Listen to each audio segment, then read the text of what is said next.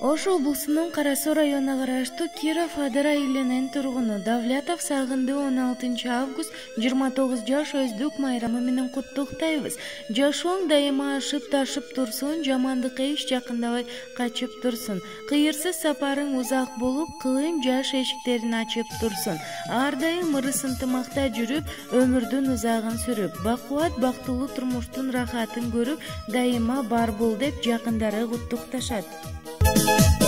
Bugün bayram, bugün toy деп, ушул жастын күнүндө гүлдестелер колго кармап келдик сенин үйүңө.